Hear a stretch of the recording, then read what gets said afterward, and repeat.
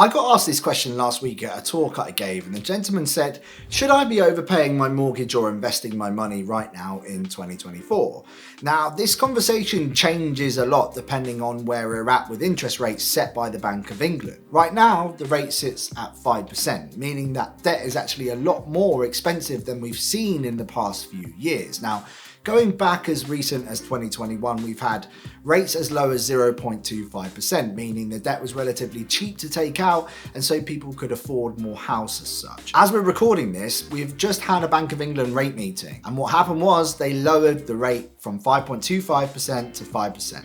And it was a pretty tight vote, but it's welcome all round for those taking out new mortgages or having to remortgage anytime soon. But that still doesn't get past the fact that if you've had to remortgage recently and have one coming up in the near future, you're likely to be paying a lot more than you've been used to over the past few years. Now, there are lots of ways to look at this, but we're going to simplify this as much as possible, going off two major factors here that we really do have to consider. These being the maths and the emotions involved in this pivotal decision. So let's dive in and find out whether you should be overpaying your mortgage or investing in 2024. First up, my name is Sammy and I recently won Money Content Creator of the Year 2024 at the British Banking Awards. We've had over 150 million views on social media in 2024 already and have an online community of over 35,000 people. For the sake of this video, I'm going to say we've got £200 a month extra that's completely free for us to use, and you're wondering what to do with it.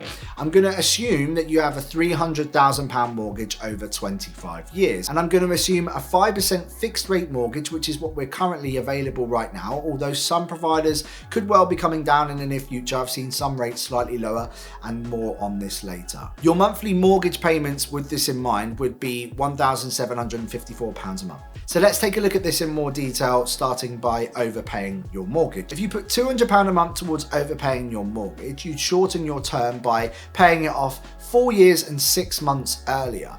Now, with an overpayment saving on interest of £46,400.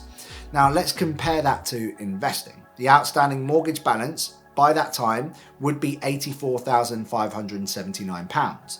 At £200 a month, we're going to keep it at the 5% interest rate to keep things fair. Potential returns would be £107,426 at that 5%, which in my opinion is extremely conservative. I mean, most banks are giving that in savings right now, but we won't get into that just yet. Now, that's a £22,847 difference towards investing. Now, two big things matter here. One, the length of time left on your mortgage versus investing. Returns will differ, and I'll show you why in a moment. Secondly, investing results are not guaranteed, but if you have a long-term approach, then the difference is quite large in most cases. Now, let's have a look at the same mortgage amount of £300,000, the same interest rate of 5%, but I'm going to move the term down from 25 to 15 years and compare the difference here. Now, your monthly payment would go up, and that would be £2,373 a month.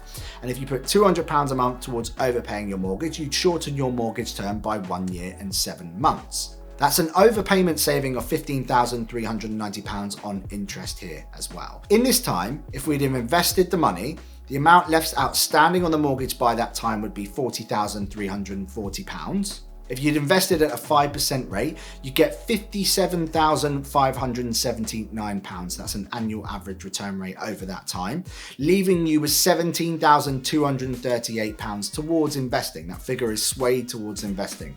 This is bearing in mind that we're being super conservative with our investment returns here. If we invested into a simple index fund like the S&P 500, for example, you would get inflation adjusted returns more like 7.2%, which would significantly increase the difference between investing and overpayments on your mortgage. So why would you invest rather than overpay? Well, the key thing is you have access to the money for not perhaps just overpaying your mortgage later, but equally for things like home improvements, which in turn could add value to your property when you did come to sell it. Or equally, you could just improve your life while you're actually in the house as well. Taking the house out of the equation here could mean a number of things, such as more of a nest egg in retirement, the ability to buy a second home or secure your child's education fees, for example. Equally, if you were in a spot of bother, getting money back out of an overpaid mortgage is near on impossible without taking the costly route of remortgaging the property. But if it was in an investment pot, then it would be available for use. Now, we do need to talk about here is the big factor in my opinion, and that's peace of mind. Right now, we've experienced some of the biggest changes to standards of living in most of our lifetimes. We are said to have lowest living standards since World War II and the highest taxes in terms of ratio to wages since the 70s. I don't know anyone that isn't feeling the pinch right now and saying that things are expensive, no matter what you're buying. I'm constantly having to go to myself, how much? When the person at the counter says the final price, desperately not trying to say that out loud as well. There is a lot of chatter about job security as well. The rise of AI and it taking jobs, the big companies laying off tens of thousands of their employees. So having a big debt still to pay off can be quite worrying for people, and understandably so. That means for many people watching this, clearing that big debt could be a pretty big financial burden that's shifted should the costs continue to rise in the coming years and you did for whatever reason lose your job and have a smaller or no mortgage. That would be pretty nice. Of course, when you factor in the cost rises, there's less chance that you can even afford to overpay your mortgage right now or indeed invest. I get that. But if you can, then weighing up these pros and cons can help you make that decision. It's important to try and stay emotionally disconnected from this and make this decision based on logic. Run the numbers yourself based on your own mortgage and work this out before deciding either way. I can't stress this enough. You need to weigh these things up. So how much do you really want or need to be mortgage free?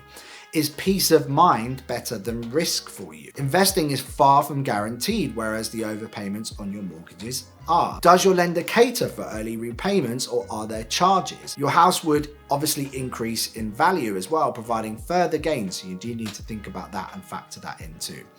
The early repayment conversation is a big one, as not all lenders offer it, and some do with restrictions but basically set an amount. For example, you could pay $10,000 a year, which is what mine is, which is actually pretty decent, but it's still capped if I came into some money, for instance, through inheritance. Next up, I want to talk about money back in your pocket. Now, managing your mortgage well and showing that you're overpaying your mortgage over the term can have other benefits that put money back in your pocket, and that could be through lower interest rate payments.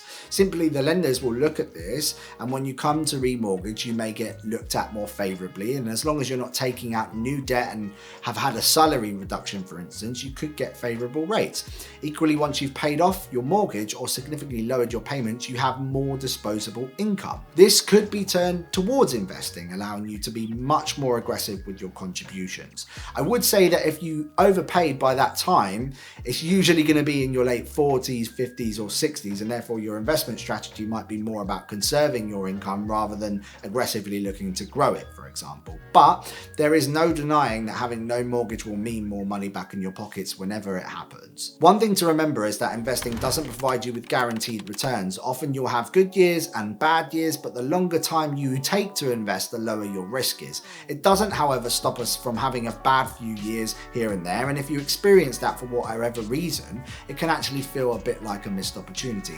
And as I said before, you need to weigh this up. Now, another question I get is, what about doing both? Well, this is something that you have to be in a fortunate position enough to do so, of course, but if you can afford it, a two-pronged approach can make you feel like you're increasing your nest egg and lowering your overall debt level at the same time. This is something that I actively do, although I weigh a little bit more towards investing simply because I'm so young and I know that I'm likely to significantly grow my income through my business over the coming years. That's a decision that I make. It's unique to me because personal finance is personal. But let's say you had £400, you could take the number above and invest half and pay off your mortgage with the other half. You're then guaranteed the return from the overpayment on your mortgage whilst making more speculative investment with the other half. This could form part of a pretty solid financial strategy. Now, next I want to talk about something that I think gets overlooked a lot in this conversation, and that is inflation. Right now we're in a period of history where interest rates are higher than inflation. Current recorded inflation, recorded I will say because, can we trust those figures, sits at 2%. And interest rates are currently at 5%.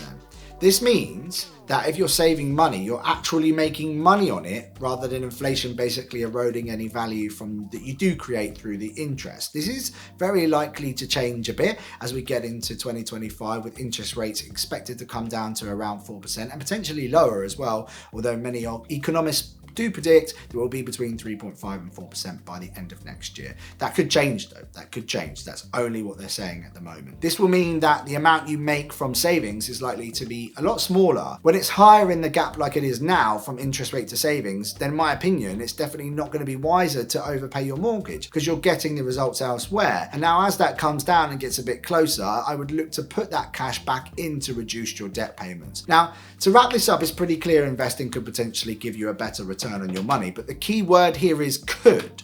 It's by no means guaranteed, and those sums that we've done are pretty conservative, meaning that there's a chance you could do even better than the numbers that we've outlined in investing. You do, however, need to be thinking about the emotional side of this too. Having less debt and no mortgage could be pretty cool and pretty big step for you. Each person will have to evaluate this differently, so it's not one size fits all here at all. Do your research, understand how you feel about the risk on investing, and if you can afford to take that risk, then it might suit you better and your own financial goals. Now, I have laid out the pathway to growing your first 100K in net worth, and a lot faster than you might actually think, which is a pretty good video to follow on from this one, and that's coming up right now on screen. Hop over there and we'll continue learning about ways that we can maximize your cash together. Catch you over there. It's been a pleasure. Peace.